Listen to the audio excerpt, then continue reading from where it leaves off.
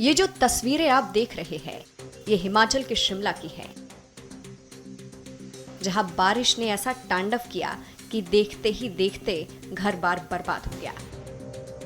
दरअसल शिमला के पहाड़ी क्षेत्रों में भारी बारिश के कारण भूस्खलन से मकान और वाहन क्षतिग्रस्त हो गए हैं। हाल कैसा है ये आप देख सकते हैं। इस तबाही के बाद वहां कांग्रेस विधायक हरीश जनार्था पहुंचे हैं। उन्होंने क्या कहा सुनिए। मैं ये कहना चाह रहा हूं कि वैसे जनरली अगर हम पिछले 25-30 साल से देखें तो हमारा जो मेन नुकसान होता है वो सितंबर में ही होता है। शिमला में मोस्टली जो नुकसान होता है वो सितंबर में होता है, रिसीडिंग मानसून के दौरान होता है। बीच में जैसे 1-2 दिन अगर यहाँ पे धूप लगती है तो उनके कारण मिट्टी सूख जाती है और इमीडिएटली फिर हैवी बारिश होने के कारण वो स्लाइड्स बन जाते हैं। अनफॉर्चुनेटली इस बारी मानसून बहुत लंबे गए हैं और प्रिज्यूम था कि कहीं ना कहीं तो डेफिनेटली सितंबर महीने में शिमला में नुकसान होना ही होना है और वो वक्त अब आ गया है।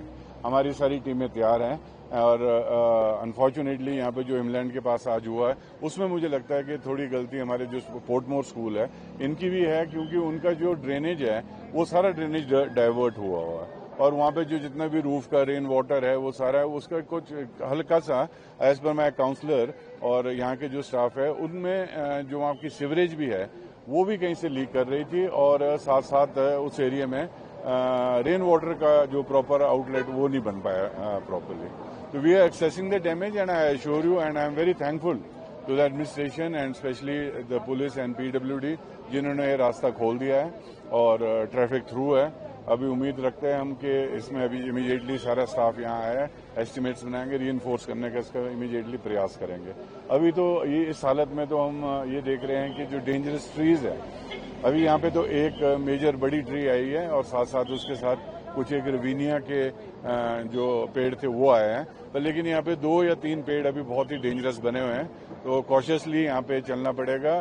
ट्रैफिक DSP भी यही है और सबको इंस्ट्रक्शन दी गई है कि बी वेरी श्योर कि ट्रैफिक रेगुलेट करके यहाँ से भेजा जाए ताकि एकदम रश ना पड़े या लाइन न बने ट्रैफिक की। अगर बाय चांस ये पेड़ नीचे को आते हैं तो डैमेज होने के और चांसेस है। जो बिल्डिंग अभी ऊपर है उसमें उनसे वहाँ से लोगों को वकेट किया गया है, उनको सेफ जगह मिलेगी और वो जो भी हमारे से होगा डेफिनेटली उनको आश्रय दिया जाएगा।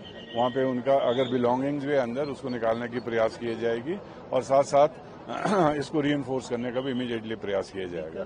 यहाँ के स्थानीय निवासियों का क्या कहना है सुनिए। हमारा साथ में ही है घर, ये साथ में ही है बिल्कुल यहाँ से। और जब ये रात के 2 बजे के करीब इतनी जोर से बार मतलब 4-5 बारी आवाजें आई कि कुछ गिरा। बारिश इतनी तेज थी कि बाहर नहीं निकल सकते थे। फिर भी थोड़ा सा पता चला, ऊपर से लाइट एकदम चली गई थी। फिर जब सुबह देखा था यहाँ पे जो पार्किंग थी इसमें गाड़ियां खड़ी हुई थी और ऊपर से 2 गाड़ियां आई और वो इन गाड़ियों के ऊपर 4 ऊपर यहाँ डैमेज हुई और 4 ऊपर 2 ऊपर हुई। तो 5-6 गाड़ी का तो हुआ, बाकी इनके घर का हुआ, कुछ लीलाधर जी के घर का, बस इससे ज्यादा तो कुछ नहीं है।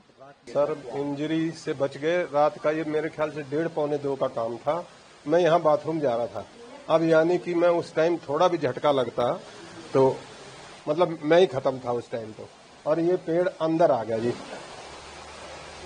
तो बाकी तो ये सारा देख रहे हैं नुकसान नीचे से ऊपर तक सारा। अब ये भरपाई कैसे होगी जी, मेरे को अभी तो कुछ मेरा तो समझ नहीं आ रहा। गाड़ियां भी ऊपर, गाड़ी सर यहाँ 2 गाड़ियां लगी थी। एक गाड़ी हमारी लगी थी, वो वहां से आई। एक नीचे हमारी गाड़ी लगी थी, उसके ऊपर पलटी आकर के, और एक गाड़ी और किसी की थी। सारा ये मतलब बिल्कुल खत्म हो गया है। नीचे गाड़ियां तो देखो आपके सामने ही है, बिल्कुल टोटली खत्म है जी। मकान को तो बड़ा नुकसान है जी। ये सारी दीवारें देखो आप, नीचे की सारी दीवारें चली गई जी। कोई मकान के अंदर, और इसके ऊपर छत के ऊपर सारा ऊपर गिरा। ये सारी छत खराब है ऊपर की। जब मलबा आया मकान के अंदर कोई फंसा था क्या? नहीं, नीचे हमारा एक बच्चा फंसा हुआ था नीचे वाले में, तो अभी इन्होंने किसी से तोड़ के किसी तरह, अभी भी है वो बंद है, इसको किसी तरह निकाला हमने उसको। अभी सबने मदद करी तो वो निकल गया बच्चा वो जो था, क्योंकि नीचे वाले में सो रहा था।